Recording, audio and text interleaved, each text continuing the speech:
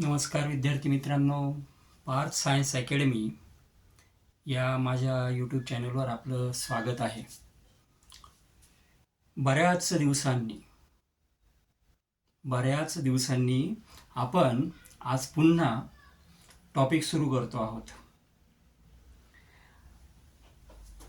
मागच्या लेक्चरला आपण बघत होतो reproduction in lower and higher animals. हा चॅप्टर आपण सुरू केला होता, सेकंड चॅप्टर आपला. बराच मोठा गॅप गेला, 2 वर्षाचा गॅप गेला मध्ये, पण आता आपण त्याला कंटिन्यू करूया. मागच्या व्हिडिओमध्ये आपण बघितलं होतं की ॲनिमल्समध्ये सेक्शुअल रिप्रोडक्शन कशा प्रकारे होतं. 2 टाईप आहे, असेक्शुअल रिप्रोडक्शन आणि sexual reproduction. Reproductive maturity phases ह्या आपण स्टडी केल्या होत्या. त्यामध्ये आपण संकल्पना शिकलो होतो, कंटिन्युअस ब्रीडर आणि seasonal breeder. Now today we have going to discuss about human reproduction. आज आपण आपल्या चॅप्टरचा कोर टॉपिक ह्युमन रिप्रोडक्शन, त्या मुद्द्याला, त्या पॉइंटला सुरुवात करणार आहोत. Humans are sexually reproducing animals. ह्युमन्समध्ये जे रिप्रोडक्शन होतं हे आपल्याला सेक्शुअल रिप्रोडक्शन पाहायला मिळतं. The process of reproduction involves various steps. ही जी पूर्ण प्रोसेस आहे रिप्रोडक्शनची, या प्रोसेसमध्ये आपल्याला वेगवेगळ्या स्टेप्स बघायला मिळतात. त्यामध्ये फर्स्ट ऑफ ऑल पहिली जी काही पायरी आहे, पहिली जी काही स्टेप आहे, दॅट इज गॅमेटोजेनेसिस. या सर्व संकल्पना आपण डिटेलमध्ये स्टडी करणार आहोत, जसं आपण चॅप्टरमध्ये पुढे जाऊ तसं. पण सध्यासाठी मी तुम्हाला गॅमेटोजेनेसिस म्हणजे एवढंच सांगतो की the formation of gametes such that means the reproductive cells of the males are male gametes known as sperms, and the reproductive cell in the female is known as female gamete known as ova or egg cell. Means the formation of gametes is known as gametogenesis. Gametogenesis हे होणं अतिशय गरजेचं आहे, पहिली step. Then after the gametogenesis हे झाल्यानंतर insemination, then internal fertilisation means fusion of male and female gamete, then zygote formation, then next step, पुढची step आहे एम्ब्रियोजेनेसिस. एम्ब्रियोजेनेसिस नंतर gestation and then last one पार्ट्युरिएशन.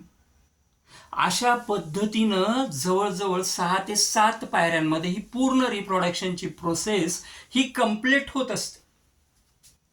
गॅमेटोजेनेसिस, insemination, internal fertilisation, zygote formation, then embryogenesis, then gestation, and the last one, that is parturition means delivery. In this way, या प्रकारे ही जी पूर्ण process आहे ही complete होत असते. Now the gametes,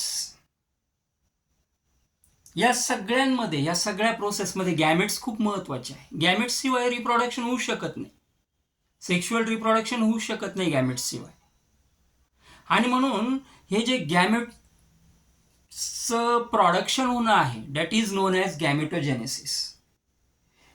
the gametes, sperms and eggs are produce in the primary sex organs, and so the primary sex organ in the males, that is called as testes, and the primary sex organ in the females is known as ovary.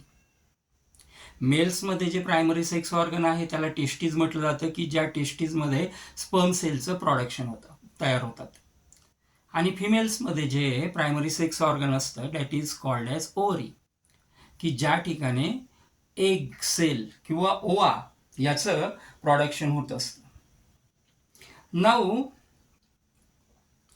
rather than testes and ovaries, there are some other organs also. They are participated in the process of reproduction. They are known as secondary sex organs, because as male and female can be externally differentiated by certain specific features, so the secondary sexual characters that are different, they are called as sexual dimorphic characters. Testes and ovary are primary sex organs. These are participated in the gametogenesis. Rather than there are certain different features in male and female, so there are secondary sexual characters also shown by male and female. शरीर रचना वेगवेगळी असल्यामुळे वेगवेगळ्या प्रकारचे characters हे आपल्याला बघायला मिळतात आणि यालाच आपण सेक्शुअल डायमॉर्फिक कॅरेक्टर्स असं म्हणत असतो. Now in the next lecture we have going to discuss about the human reproductive system in details. Thank you.